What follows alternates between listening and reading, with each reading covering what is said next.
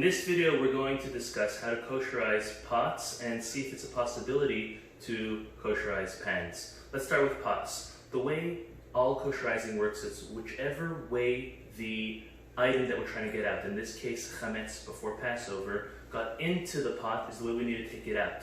So therefore, since pots, let's start with pots, since pots are used on the fire with an intermediate of a type of liquid, whether it be water or any type of soup, primarily water, therefore we need to get the chametz that's absorbed into the pot the same way out through boiling water. And therefore, when you have let's start with larger pots. Larger pots, you need to clean them very well, inside and out.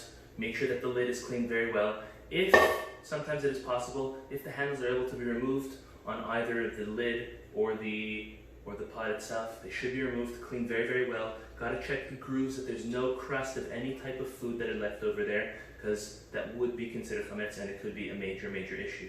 So therefore, make sure they're fully, fully cleaned, and then you have to wait 24 hours. After the 24 hours have been waited, then you're able to fill it up with water, put it on the stove, any type of stove. Once the water is fully, fully boiling, then you have one of two options. Either to drop a rock, a big enough rock, into the pot so that the water overspills over the lips of the pot, or what you can do is you can take a smaller pot, and once it's boiling, just dip the smaller pot in order to make all of the water overflow around the lips of the pot.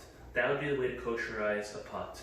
Some do say, and it's definitely proper to, you could put some soap inside the water to make that the water is considered pagum, rendered having no taste and unedible completely.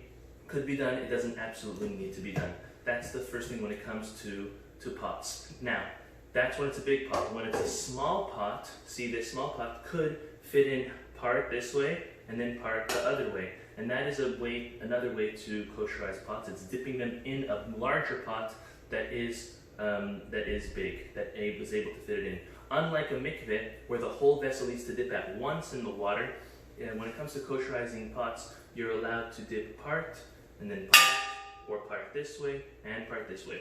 When it comes to pans, the long and short of pans is that pans are not able to be kosherized in this method, since very often food is directly in contact with the pan, either through a means of oil or that they're actually just touching the pan when it's being fried or cooked. And for that reason, pots can only be kosherized through a torch. So if you have a torch at home, do it. I wouldn't suggest it because most of the time, or very often, it can ruin the pan, and therefore I would highly suggest to have your own pans for Passover.